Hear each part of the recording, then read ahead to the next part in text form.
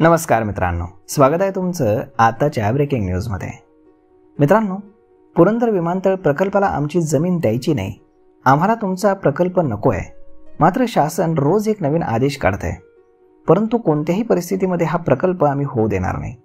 तसेच सर्वे करणाऱ्या अधिकाऱ्यांना कोणत्याही प्रकारचं सहकार्य करणार नाही, ड्रोन अथवा पीक पाहणी करू देणार नाही असा निर्धार आता पुरंदरच्या शेतकऱ्यांनी केलाय। प्रकल्पबाधित शेतकरी पुण्याच्या जिल्हाधिकारी कार्यालयावरती आक्रोश मोर्चा नेणार असून विमानतळ प्रकल्पाला प्रखर विरोध करून शासनाचा निषेध केला जाणार आहे। विरोध असताना जमीन संपादित कशी करता?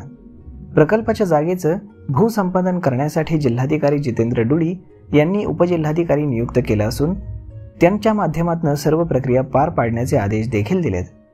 दरम्यान येत्या काही दिवसांमध्ये जमिनीच्या 7/12 उतार्यावरती भूसंपादनाचे शिक्के मारण्यात येणार असून शेतकऱ्यांना नोटीस देण्यात येणार असल्याचं देखील सांगण्यात येत आहे।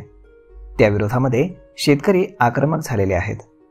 आमचा विरोध असताना आमच्या हक्काची जमीन संपादित कशी केली जाऊ शकते असा सवाल देखील त्यांनी उपस्थित केलाय। याबाबत प्रकल्प बाधित गावच्या शेतकऱ्यांनी पारगाव येथे बैठकीचं आयोजन केलं होतं। यावेळी मोर्चा काढून शासनाचा निषेध करण्याचं ठरवण्यात आलेलं आहे। तर मग मित्रांनो, अशा पद्धतीनं आता पुरंदरमध्ये मोठ्या प्रमाणामध्ये शेतकऱ्यांचा विरोध आपल्याला विमानतळासाठी पाहायला मिळतोय। तर मग पाहूयात की आता शासन निर्णय यामध्ये नक्की काय घेणार ते।